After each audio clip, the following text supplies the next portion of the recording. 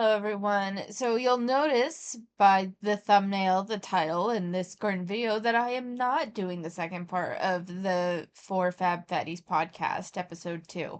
Honestly, I don't think I'm going to actually do that because I started to watch a little bit more of it, and I have nothing to say about it. It's a lot of personal experiences. There isn't much commentary, and it just kind of feels like it would make a boring video. The first one even felt kind of boring. I put it out because I want to make sure I'm touching on each episode and not just skipping over willy-nilly.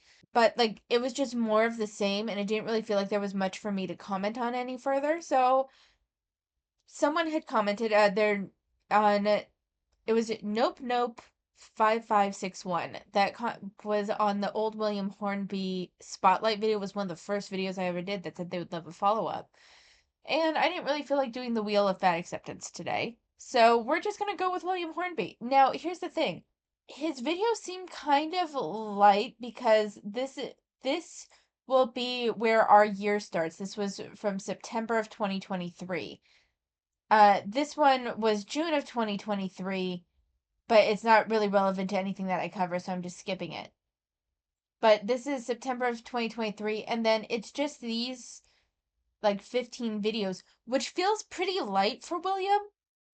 I don't know if he just doesn't put out that much. I never really followed him very much. Like I just didn't really I've never really followed him much. And so I can't tell if he just has deleted different videos. I don't really know. From the looks of it, I know that he got into a beef with the cynical dude at one point. Like it was a very minor beef, but it was still a beef. And I'm not seeing that video, which leads me to think that he probably deleted some videos. So I have a feeling that we're missing big chunks of what he's put out in the last year. But it just kind of is what it is, and we're just gonna go ahead and cover it. 15 videos is a lot to cover in one year in the TikTok video. So my guess is that this will be 2 to 3 parts total for him. And we'll just go ahead and start. Body positivity is for burn victims and amputees, not for lazy, overweight snowflakes with no drive or self-respect. Ooh, sorry, but thin white gym bros didn't come up with and don't get to redefine body positivity. Doesn't matter, because I'm right. Just because you have enough cultural capital and privilege to appropriate movements that aren't yours and not get called on it, or God forbid, get praised for it, doesn't mean that you should or that you're right. All I'm saying is that body positivity is for people who didn't make their bodies that way due to their own irresponsibility. So you're saying that individuals in bodies that don't meet the way that you think people should look shouldn't get to show up in society without criticism unless it's not their fault that they look that way? Yes, I am. Cool, so you're still wrong. We know from decades of research that maintained weight loss is impossible for nearly everyone. And even if that weren't the case, no one should be punished for showing up in society as they are.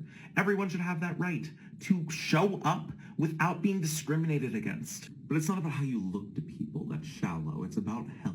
But it isn't about health, is it? Because you don't know anything about the habits or illnesses or causes of illness of the fat people you harass on the internet. And even if you did, illness is not a legitimate or justified basis for discrimination. So stop. Just stop. You are causing so much harm. Stop. Body positivity is So here's the thing with body positivity. So a lot of the fat acceptance people like to say that body positivity it was started by queer black fat femmes, right? It was something like that. It was this kind of jumbled mess of identities that they wanted to make sure they covered their bases when they said that that's who started body positivity, and that's just not that particular narrative is just outright false. So there's two ways to look at body positivity. There were actually two independent startings, basically, of body positivity, just with two very different ideologies. And one actually, from what I could tell, and I was gonna make a whole video about it, and I completely forgot about it until I saw his TikTok. But there's two lines of body positivity. One actually started with, I think it was like the women's liberation movement. It was during the time when they were like trying to cast aside the corsets and get and coincided with women's suffrage as well. And it carried through, but it was primarily a women's movement that was not was about defying like ideal beauty standards. And then other there were other movements that kind of coincide with that, along with like the disability rights movement in that as well, saying that, their bodies are not something to be ashamed of as well. They don't have to adhere to the normalized version of what a body should be, in order to have respect and worth in society. And it was all this kind of melding in. And then from that, um, in a very slight offshoot, there was in NAFA. But the thing is that the body positivity movement wasn't started by queer black femmes. It was started by the NAFA movement, which was primarily straight white men that loved really heavy women. And so it was like one of those the fat-ins, um that primarily tried to normalize obesity and really obese women as beautiful, so that way they essentially wouldn't get teased for it and would not feel ashamed about dating these morbidly obese women. And I think what ended up happening is that as we started to celebrate differences a bit more, especially in the US and stuff, those two lines of um like raging against beauty ideals and sort of thing ended up dovetailing and combining. And that's how we kind of got the body positivity movement, which has now in itself taken over its own, has developed a life of its own to an extent. I don't think that you can even trace back body positivity at this point to anything specific. I know Fed Acceptance loves to say, yeah, it's everybody group of them. Not really. It was a combination of different movements that just ended up happened to coalesce together, and one of those was NAFA. To say that it was simply about, fat bodies representation, that's false. To say that it was purely for burn victims and those that had unchangeable characteristics is also not 100% correct either. It's not wrong, because that was part of the original movement. Like I said, it started, with women's liberation, then there was this combination with the disability community, and then fat acceptance kind of got dovetailed in there. But it there was no particular meaning, and as it is today, it took on a life of its own because it became its own movement. And the original ideals of any movement aren't typically stationary throughout the life of the movement. They change, they evolve.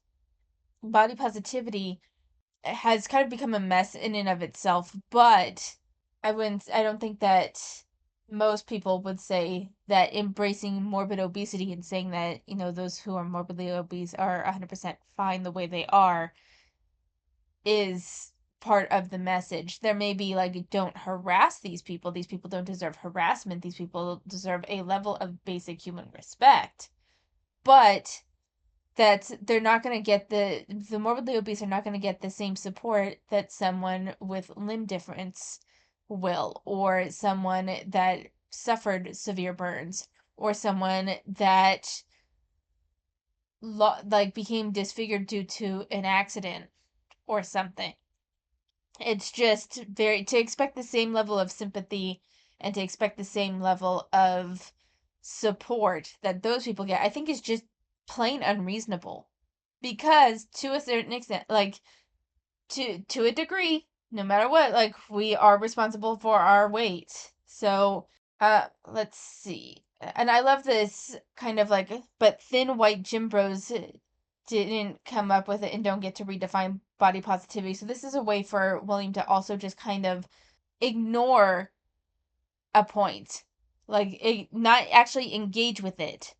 Just ignore it. Just sit, push it away wholesale. And this is an issue I have with with not body positivity, but fat acceptance people and people who are adjacent to fat acceptance, like William, is that rather than engaging with the perspective, engaging with the point that's being made, they either completely misrepresent what's being said and then argue that, like take it to its nth degree and then argue that, or they try to completely push away the point with some dismissive overarching claim of, thin white gym bros didn't come with body positivity and don't get to redefine it.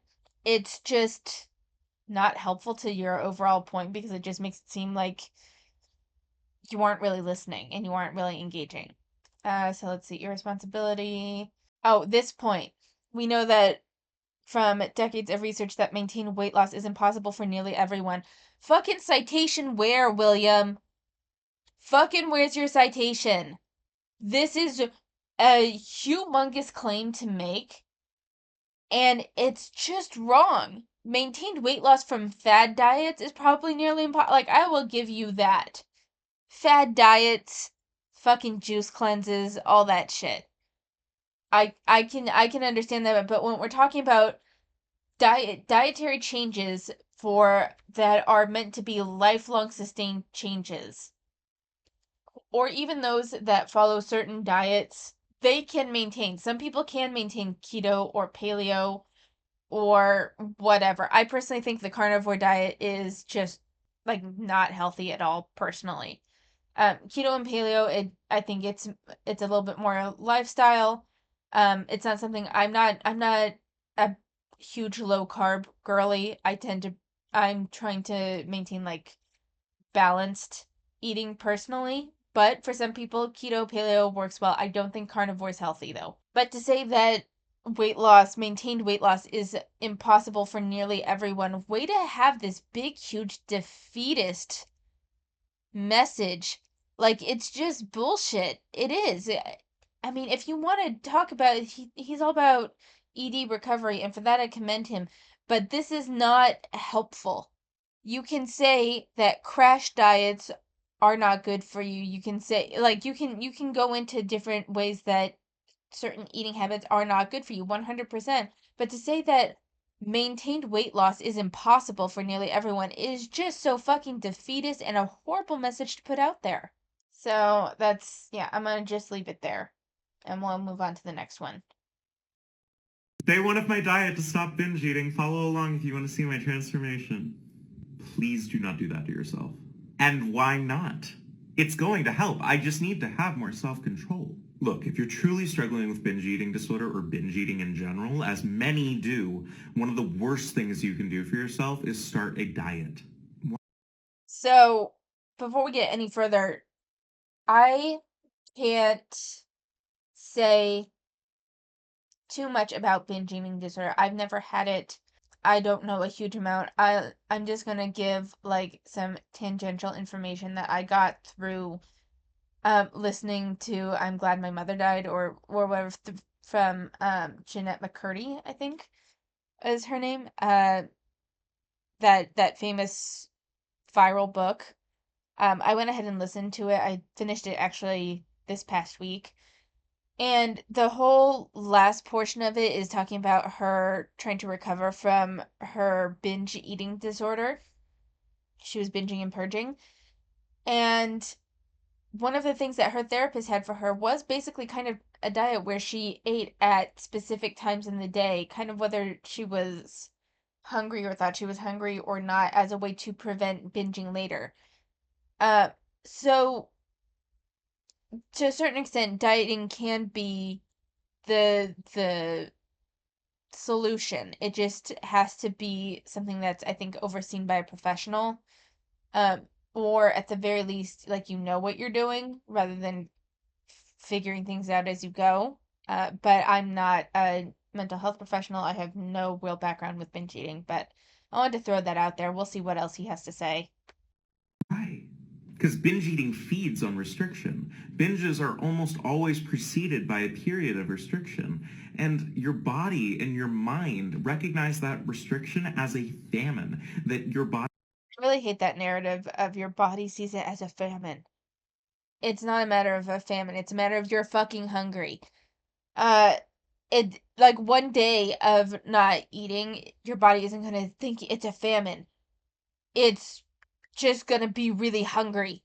But he is right to a certain extent, at least from what I I gleaned from very little topics on binge eating is that binges are typically triggered after not eating for a prescribed like set of time or eating very little in that time. It's not that necessarily the body sees it as a famine.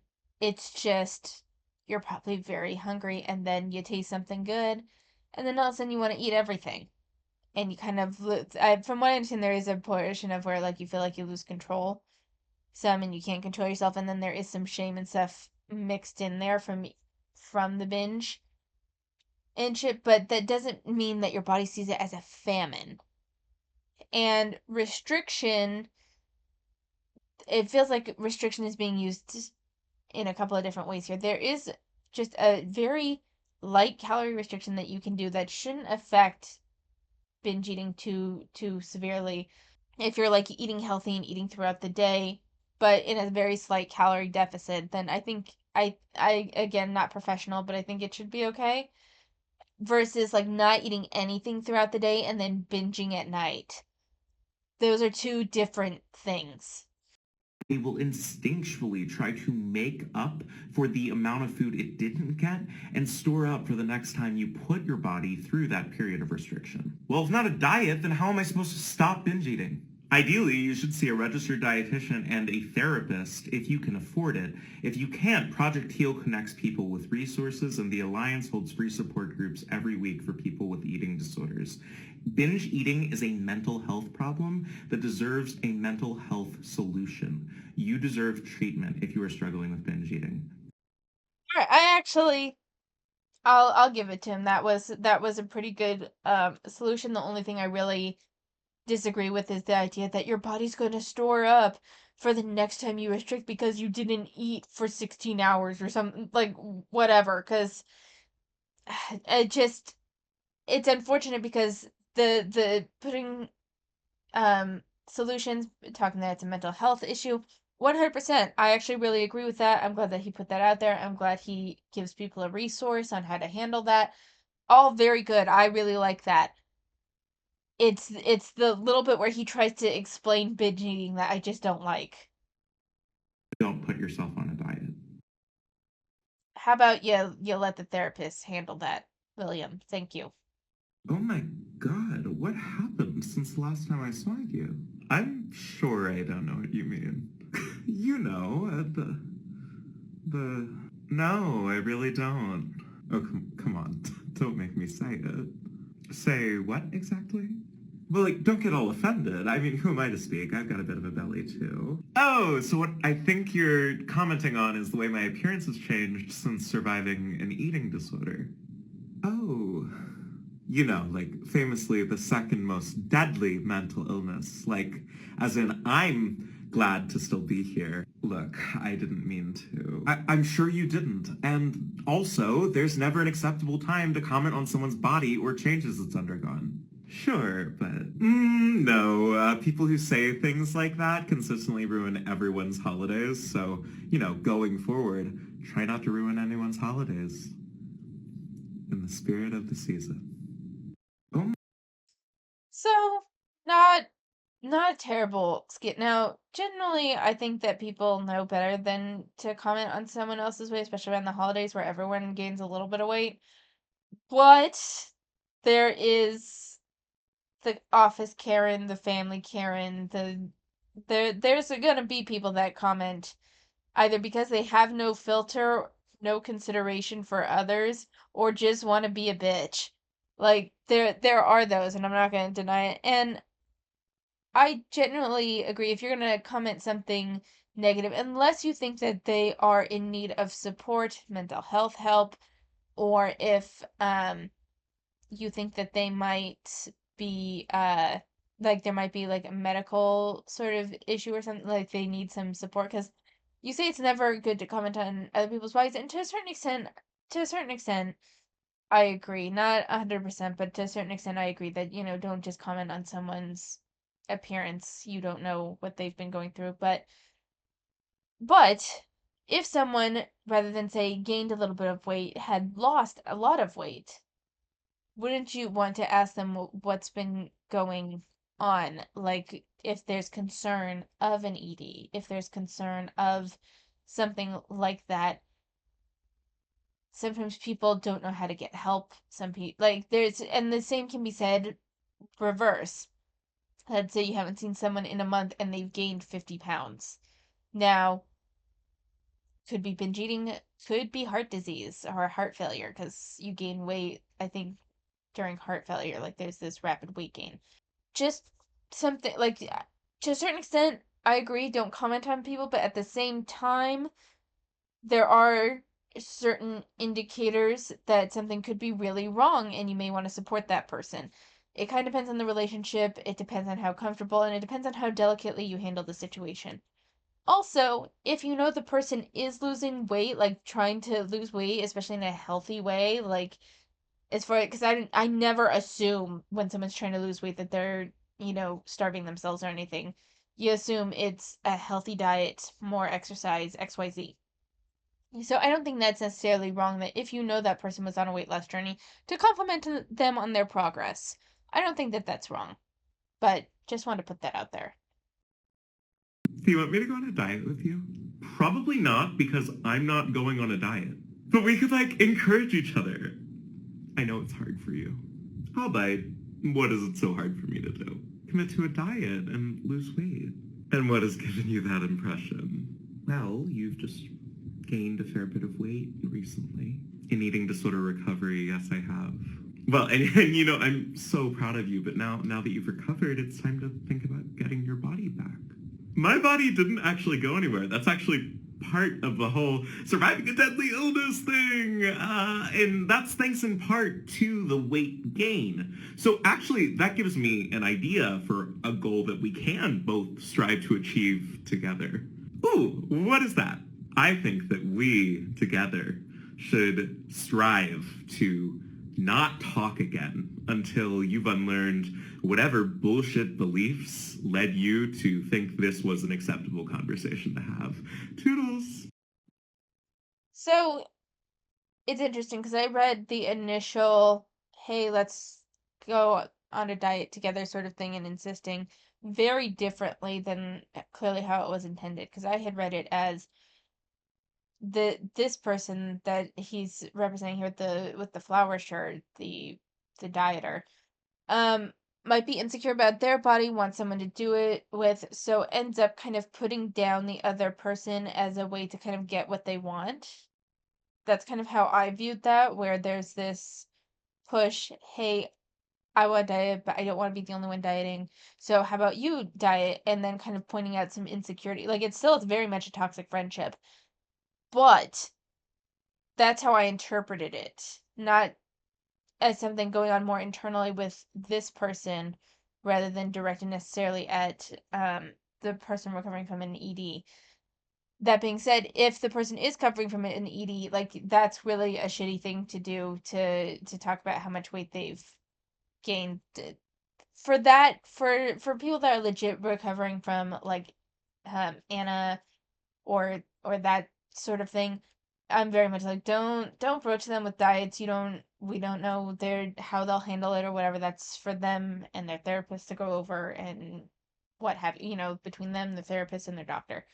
I just didn't read it the way that he was kind of insinuating, where this was all about the person that gained weight. To me, I don't know about you guys, but that I've had some interactions, especially not since I was a teenager, but that wasn't based on the interactions that I had with other teenagers. They're like, "Hey, let's do this together because we're gonna be friends. We're gonna do it together." And you're like, "I'm fine." And then they proceed to point out all of the little flaws around what they want to do as a way to get you to go along with it. It's a predatory sort of toxic relationship dynamic.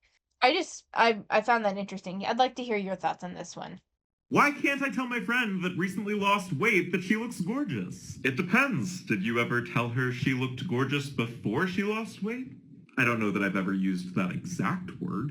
Here's the thing, if you've always called your friend gorgeous, then there's no reason to stop because your friend lost weight. Okay. But if you've never described your friend as gorgeous before and then you do after she's lost weight, she's going to take that as a compliment on her weight loss, not on you thinking that she's a gorgeous person. And is that such a bad thing? Quite frankly, yeah, because commenting on somebody's weight changes, even subliminally, can be really harmful. But it's just a compliment.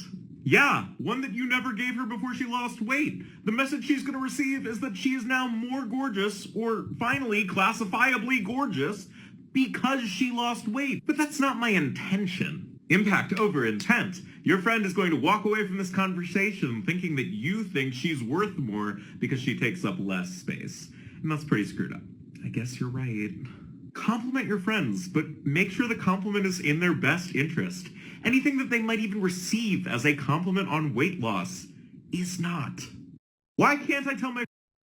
Now, I'm sorry. I think if your friend has been working on losing weight and she's looking really good, compliment her. Like if you know she's been working on losing weight, this is kind of the sticky situation.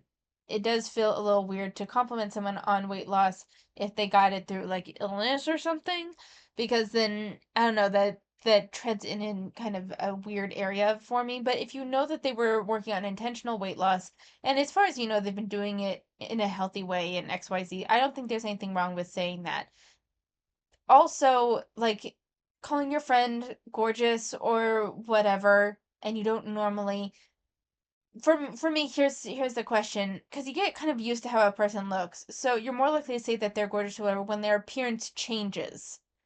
So this, it could be weight loss, but it could also be they're dressing, like let's say it's a woman, they're dressing more feminine than they usually do and they look really nice, so you compliment them. They've done their makeup, which they don't normally do, or done their hair, which they don't normally do, so you give them a compliment. I don't think that like it, we notice, we're not gonna, for better or worse, humans get used to how other people look. So you're not going to compliment someone every time you see them when you're used to it, just because nothing sticks out to you. It's not that you don't think your friend is gorgeous, it's just that you're used to seeing their face. So when something about their appearance changes, they get a new haircut, they do their makeup or do their makeup differently or wear clothes that they don't normally do and it's more tailored and it looks nicer, or they lose weight, you're gonna compliment them on that. And I don't think that if you're complimenting someone on their weight loss, and if you're complimenting someone because they lost weight, that it's automatically going to, in their mind, filter into I have more value because I take up less space.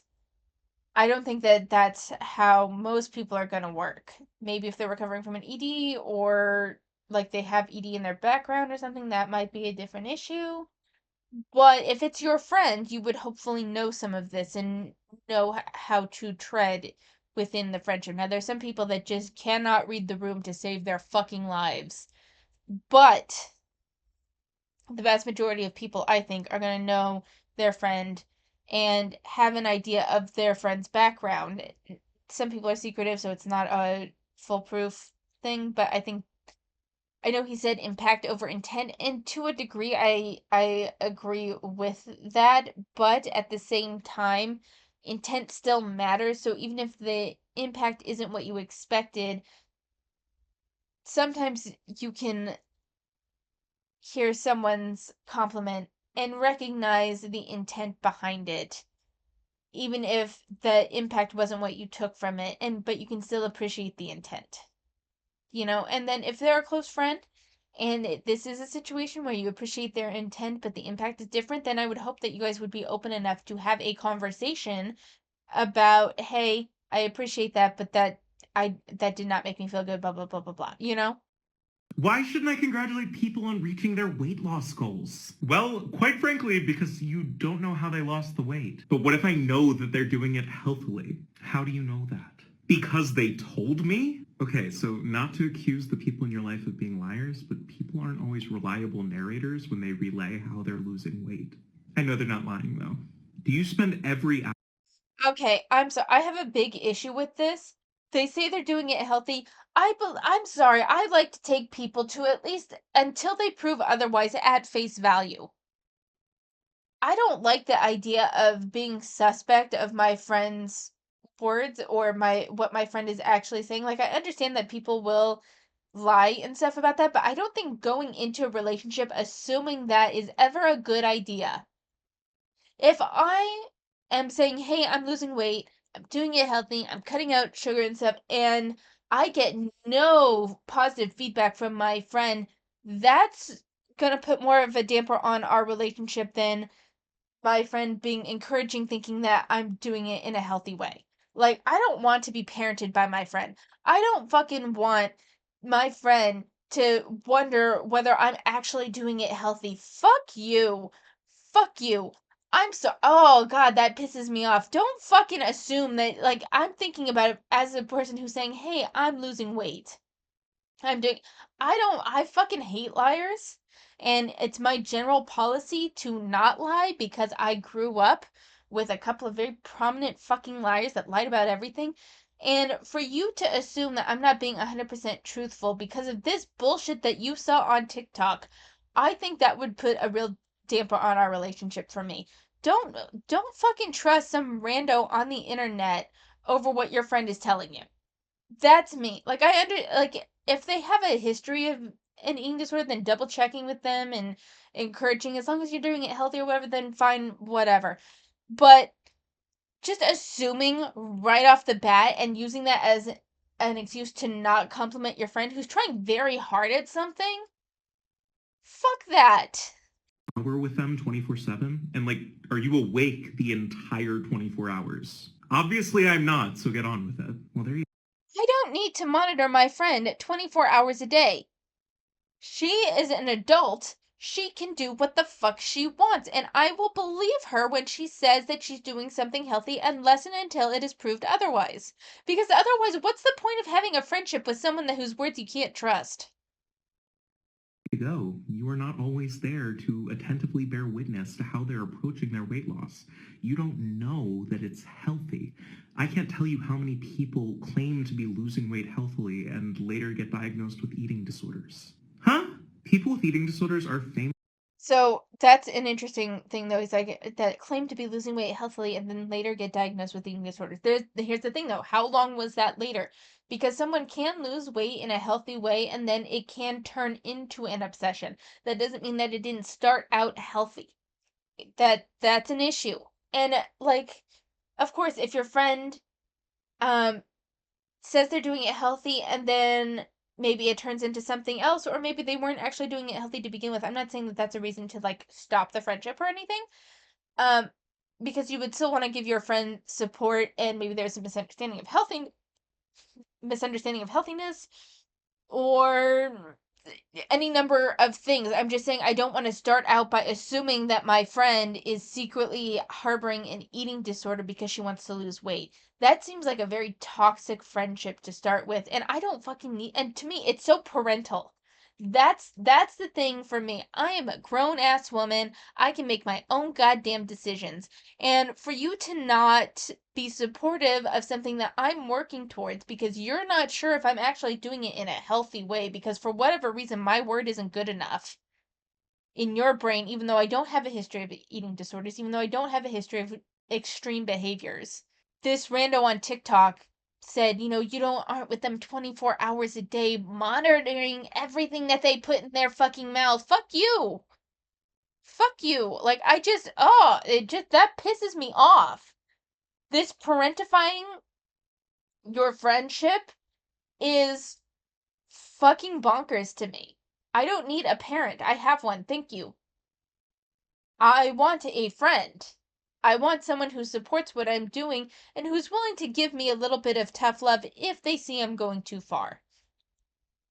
But otherwise, and if you have opinions and you don't like intentional weight loss, that's fine. You can tell me and we won't talk about it. That's perfectly fine. Cuz like I said, you're not a parent. You don't have to support me in everything that I do, and you don't have to monitor everything I do. If you have issues with my intentional weight loss, we can talk about that, or we can choose not to talk about it and it just not be part of our regular conversation. That's fine. But don't fucking turn into a parent that doesn't want to encourage what could potentially be negative behaviors on me because you don't think that I'm being 100% truthful. Honestly horrible judges of how healthy they're eating. Many would not be capable of telling you or themselves the truth about how they're losing weight. Well, what should I say instead if they ask me about it?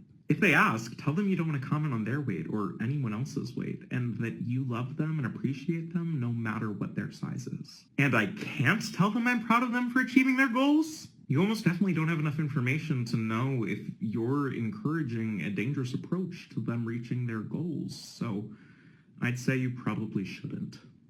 Honestly, if a friend of mine said that they didn't want to talk about weight or whatever, I would assume that's on them. Like they have a history of eating disorders or whatever, and so I would respect that. But then to follow that up with I love you and appreciate you no matter what your size, then I kind of feel like we're in a fucking PSA after school special bullshit. And I'm not looking for that in a friend. I'm not looking for this overly sanitized friendship. Either give me your genuine opinion or I don't fucking know, but I don't want this bullshit. I don't. Like, it's one thing if I'm talking about my weight loss consistently and often enough that it's causing you concern and then you throw that in, like that's fine. But then to say, "Hey, I'm going to start um losing weight and I want to do it in a healthy way, so I'm trying to cut out processed sugar, I'm trying to cut out soda, I'm trying to exercise more." And then you follow that up with, "I love you no matter what you say. I love and appreciate you no matter what you size." Great, thanks. But what I'm looking for right now is encouragement for this task I'm about to undertake. If I, however, am talking about weight loss and exercise and stuff constantly to the point where it seems like I'm obsessive, then you can throw that in as a way to kind of signal to me, hey, maybe I'm being a little too um obsessive about this. That's the time to step in as a friend, not like right off the fucking bat. And if you see that I'm losing weight and I haven't been obsessively talking about it or anything with you, then I think encouragement is warranted. But that's, I guess that's me. I love it when people compliment me on my weight loss. It makes me feel so good. Have you considered how you're going to feel when you gain it back? When? Sorry, I'm not gaining it back. Sorry, I can say if you prefer, because This is so fucking condescending. This is pissing me off. This is fucking pissing me off. It's so motherfucking condescending. I can use if you prefer because you're right. There's a chance you won't or you don't gain it back. Fuck you. Fuck you. Oh my god. If I'm cutting out soda and I've lost weight from that and that's part of my weight loss journey and I'm enjoying the compliments I'm getting from my weight loss journey, I can probably sustain the cutting out soda. That doesn't fucking mean I'm gonna gain the weight back just because you have this bullshit study that is overly cited by the fat acceptance movement. It's so rude. It is so fucking rude. you're right, there's a chance that you don't. Exactly. But your chances are really low according to over half a century of peer-reviewed research that If it's over half a century of peer-reviewed research, cite it, William. Fucking cite it. Instead of, because as far as I know, there's one fucking study that was done in the fucking like 90s or something during the height of the like low fat craze, which if they were using those fat fucking diets, no wonder they didn't, it wasn't sustainable. Dieting then is different from dieting now. suggests that your chances of being able to maintain your weight loss are between 3 and 5%. Wait, is that real? Yeah, and on top of that, our bodies fight weight loss as a survival mechanism, so your metabolic rate will likely go down and your natural set point will go up, which That's not how that works at all. That is not how that works. Your metabolic rate does go down when you lose weight because you have less weight to maintain. So to say that sounds like it's metabolic damage when it's not. Number one.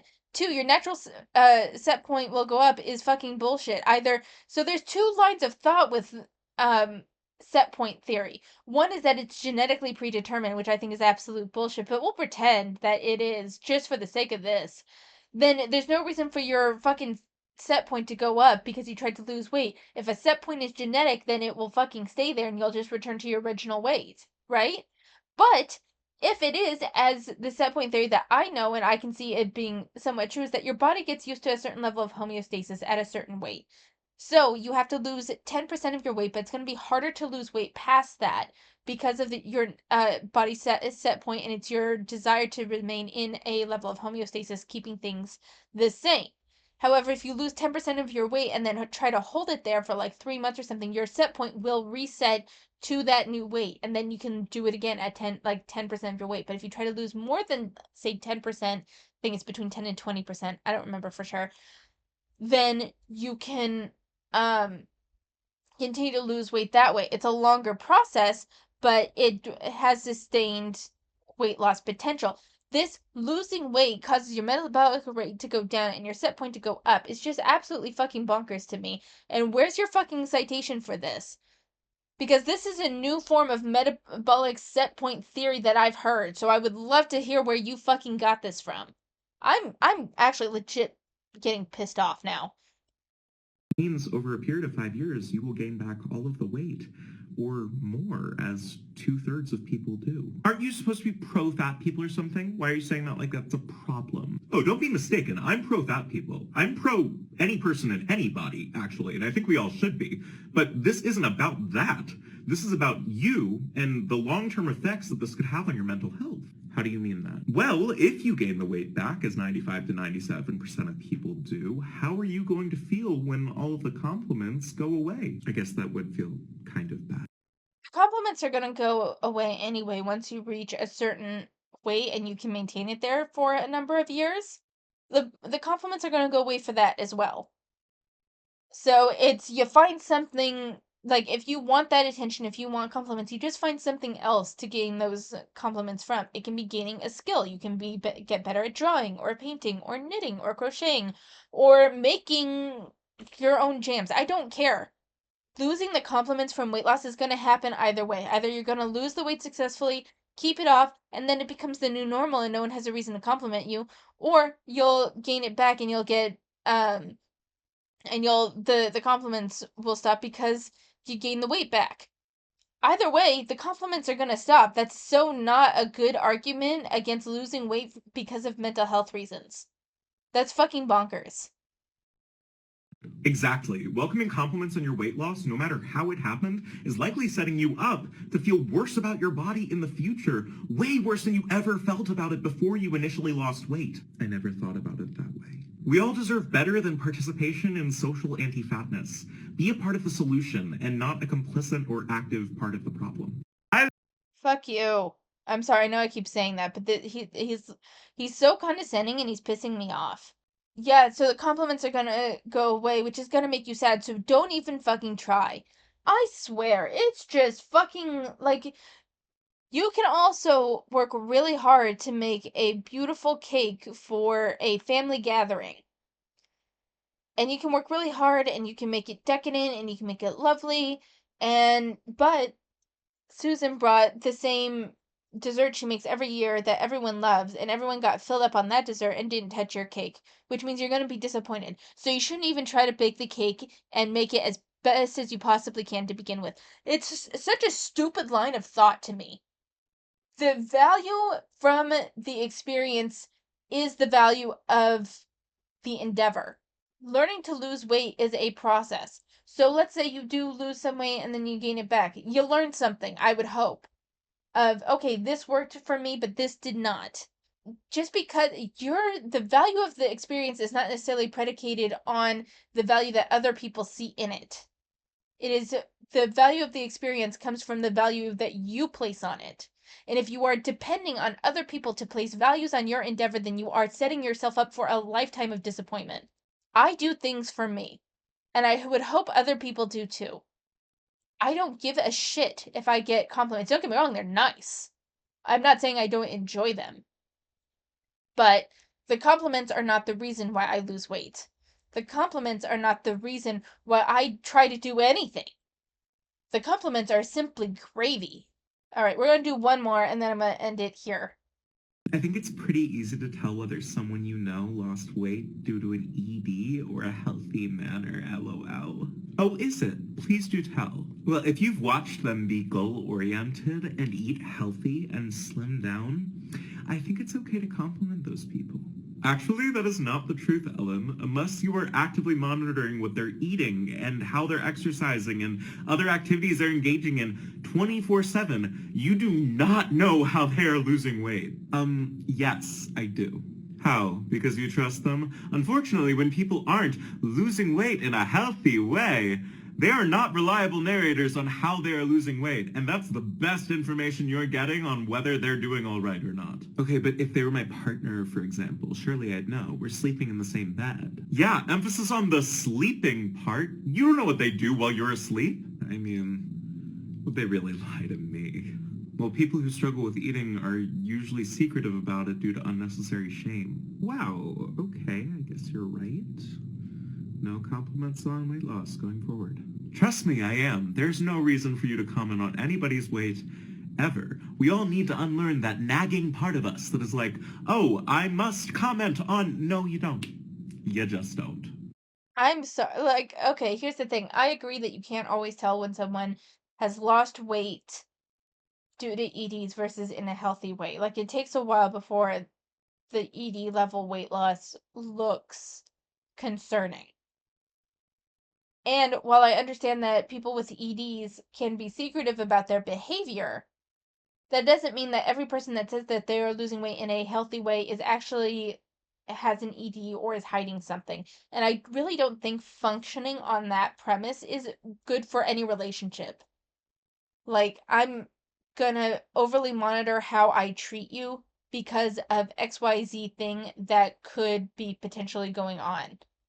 If you have functioned life on based entirely on what ifs, then you will never do anything and you will never progress anywhere in relationships, in your career, in your hobbies, nothing. If you get caught up in what ifs, anything can turn into a disaster.